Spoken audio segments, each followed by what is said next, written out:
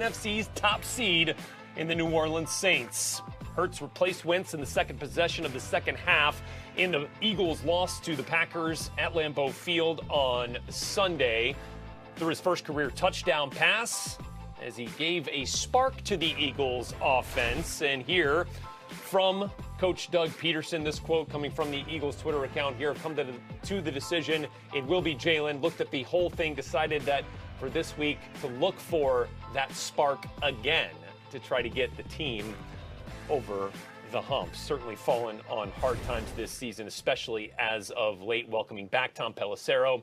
Mark Ross, of course, knows the Eagles in that NFC East division very well. And Steve Weich back here with us. We talked about this on the Aftermath yesterday, Steve Weich. So now let's get right to it. Tom, what can you tell us about the decision to turn to Jalen Hurts here with 4 games to go? This was really the expected decision, Rhett, once Jalen Hurts took over for Carson Wentz late in that loss to the Packers this past weekend. Now we know that Hurts will get his first NFL start on Sunday against the Saints.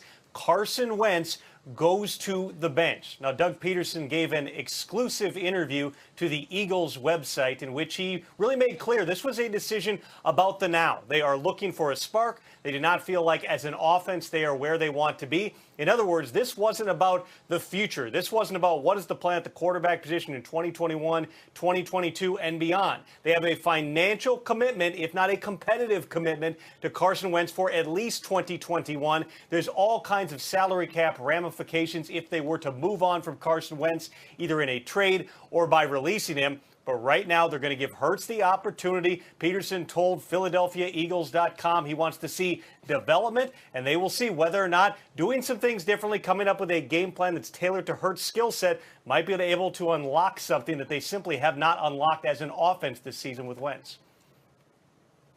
Yeah, Tom, you talked about coming up with a game plan that goes to Hurts' skill set. He gets to start against one of the best defenses in the NFL and the New Orleans Saints. So, the Saints are going to take that as a slight, but this is one way when you've got a mobile quarterback like Hurts, something we used to say about Carson Wentz, this is how you can offset a very bad offensive line. We know that offensive line for the Eagles has been ransacked with injuries, so maybe this is a way to get a mobile player in here who's going to be eager, who's got confidence right now because of the opportunity to offset what's been going on with this offense. And when you're playing the Saints, you're going to have to score points. So there's going to be some pressure on Jalen Hurts to deliver. As far as the long term with Carson Wentz, like you said, Tom, if they cut him or trade him, he's going to hit them on the cap for more than $50 million. So he's going to be on this roster next year. They've got to find out if he is willing to compete in an offseason all-out battle, because the presence of Hurts clearly has not forced him to step up, even in these adverse circumstances. So he's got some work to do, and Hurts has an opportunity. So it's going to be interesting that his debut, again, comes against one of the best defenses in the NFL.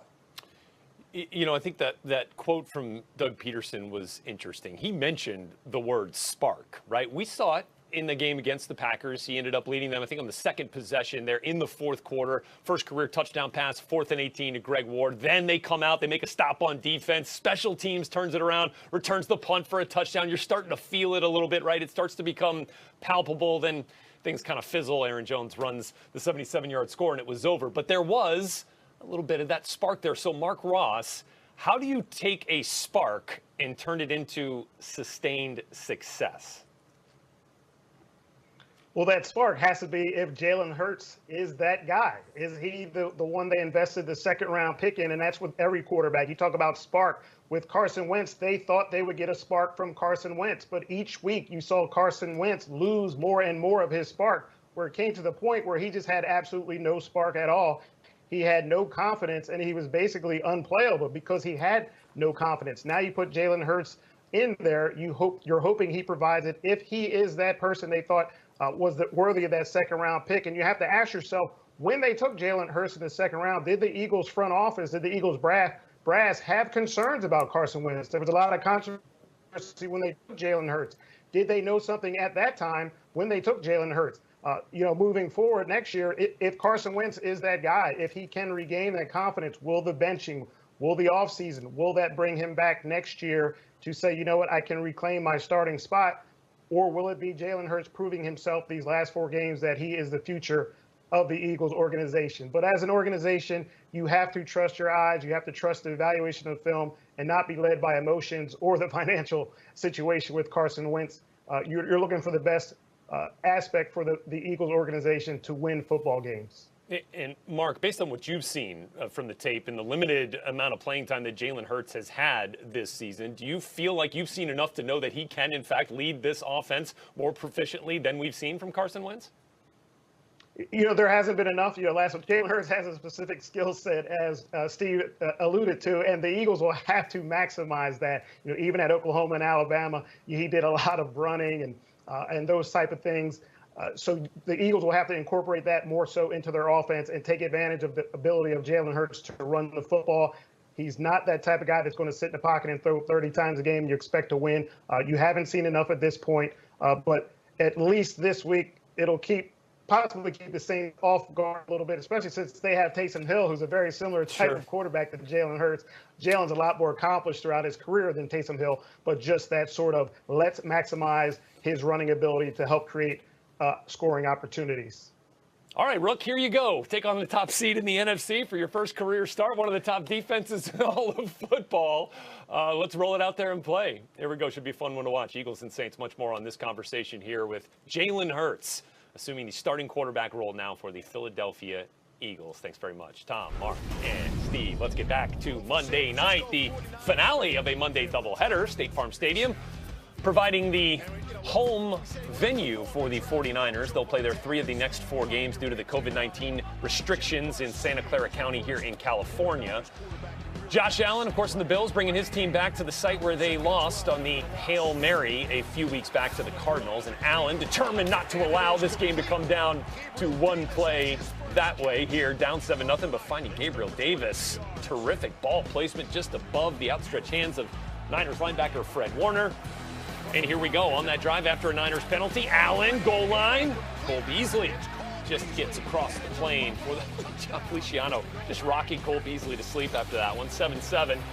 Bills back and very much awake here. Dawson Knox up and over, diving into the end zone. TD pass number 2 for Josh Allen. Here 17-10 now, and Allen in the second half finds his 3rd touchdown pass. This one to Isaiah McKenzie.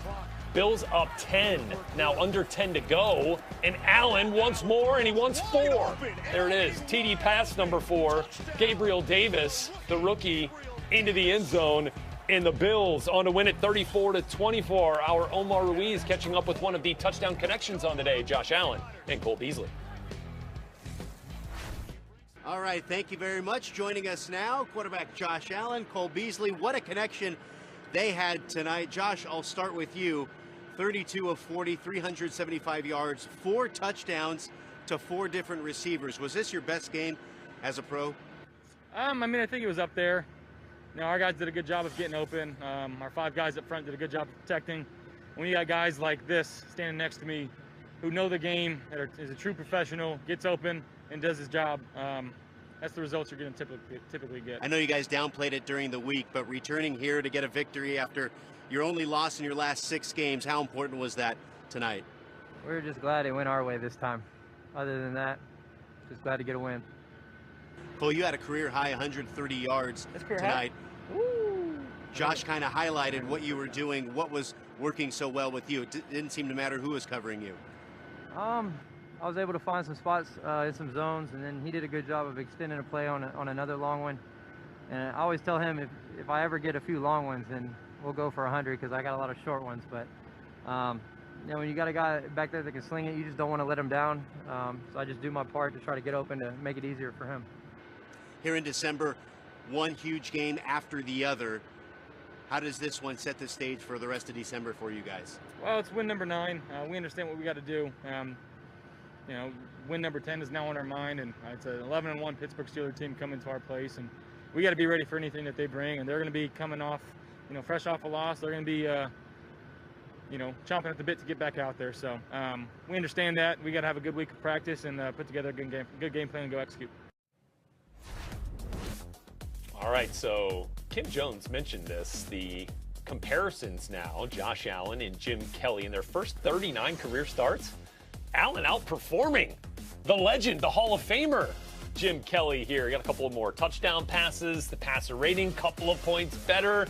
Remember, in 1988, the Bills won the AFC East in Kelly's third season. And so let's say hello now to Kim Jones. And Kim, let's talk more about Josh Allen. What really stood out about his performance in particular last night? A couple of things, Rhett. You know, I thought that the offensive line played well in front of him, and Sean McDermott after the game was happy with both of his lines up front against the 49ers. Beasley, of course, in that first half, 113 yards in the first half. And I hope you noticed the toe touches. I'm doing a toe touch against my tile. A toe touch on the sidelines. We saw one from Diggs, of course, as well. Stephon Diggs going over 1,000 yards again. And combined, Beasley and Diggs in this game, 19 catches on 22 targets for 222 yards. I don't know where a quarterback loses when that happens. I mean, those are remarkable numbers when you talk about your best two targets. I want to talk quickly about one thing, though. The Buffalo Bills did a great job that we're going to see other teams do, and we have seen other teams do, and that is build around their quarterback. In the spring of 2019, I asked General Manager Brandon Beane, how much of what you're doing is to build around Josh Allen? He said everything. They went through the 2019 season. They lost in that playoff game to the Texans. Brandon Beane went back to the Vikings because he had gone to them at the trade deadline in 2019. They said no to trading Diggs then. After the playoff game, he knew his quarterback needed an elite playmaker. That is Stephon Diggs. He went back to the Vikings. They made the trade. You are seeing an organization in total embrace its quarterback and build around him. And that's why the Bills are such a good team right now. Kim Jones, nimble in mind and in foot, clearly. So speaking of footwork, how about the celebration after the touchdown catch from Gabriel Davis in the end zone? He was getting after it there, and the heads-up play he made right before the half just as impressive. My favorite play of the game, and I admit I'm a football nerd. I wear that proudly. This was my favorite play of the game. We're going to see it here. It is him taking on a crosser, him taking it, turning upfield, but getting out of bounds with 4 seconds left. The Bills then kicked a field goal that made it a 2-score game. That is a rookie and fourth round draft pick out of UCF. I asked Sean McDermott about that play after the game. He was beaming as I asked the question. Sean was in a really good mood after the win, as you can expect. But what Sean McDermott said to me was, great job by a rookie knowing where the clock was and knowing where the clock in that stadium was so he could leave time. An underrated play, but a great play by a 4th-round draft pick who on this Bills team, listen, he could get overshadowed, but he doesn't. Because he's pretty good. He's really pretty good, Rhett. No question. Big matchup looming here, as Josh Allen alluded to earlier this week for the Bills, trying to maintain this momentum they've generated here, taking on the Steelers next week. Kim Jones, thanks very much for your insight there. Let's continue here on NFL Now. Alex Smith, of course, no stranger to pain, and, well, playing through it in this win, the big one over the Steelers. Go back to the new bloody sock game and what this win means for Washington here and their playoff prospects moving forward.